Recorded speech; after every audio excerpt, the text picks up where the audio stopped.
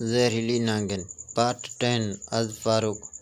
उसने अपनी दास्तान इस तरह सुनाई थी कि कोई भी फ़ौरन उस पर यकीन कर लेता। पालनाथ जो रियासत में अपने जुल्म और कहर से मशहूर था, न जाने क्यों कंतीरा की आंखों में आंसू उसे देखे नहीं जा रहे थे। उसे कंतीरा पर रहम आ रहा था। देखो, तुम रोना बंद करो और ये बताओ कि अगर तुम्हें आज़ाद कर दें तो कहाँ जाओगी। पालनाथ की इस बात पर कंतीरा को जैसे करंट सा लगा। उसको अपना खेल बिगड़ता नजर आने लगा। नहीं महाराज, मैं कहाँ, मेरे आपसे एक विनती है, मुझे अपनी दासी बना लें, मुझे अपने चरणों में जगह दे दें। अगर आपने मुझे महल से निकाल दिया तो मैं फिर से कहाँ ठोकरें खाती फिरूंगी, कंतीरा ने मलते लहजे में कहा था। और पालनाथ की रूह तक को सुकून मिला था।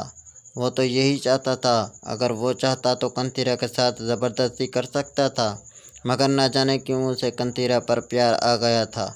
और अब जो चाहता था कंतीरा भी वही चाहती थी। उसके बाद महाराज ने अपने खास कनीज़ को तलब करके कंतीरा को उसके हवाले किया और हुक्म दिया कि उसका खास ख्याल रखा जाए। उसके लिए आलीशान कमरे का बंदोबस्त किया जाए और उसे किसी किस्म की कोई कमी ना हो।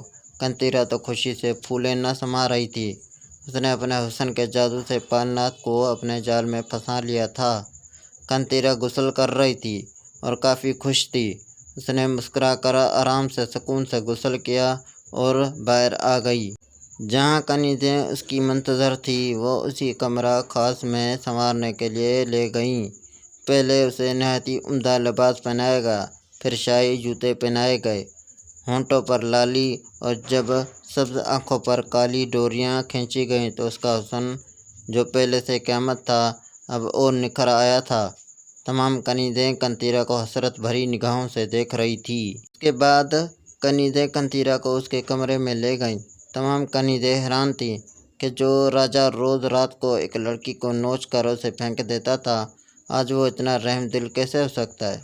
शायद कंतीरे के हुस्न के वजह से राजा उस पर आशिक हो गया था।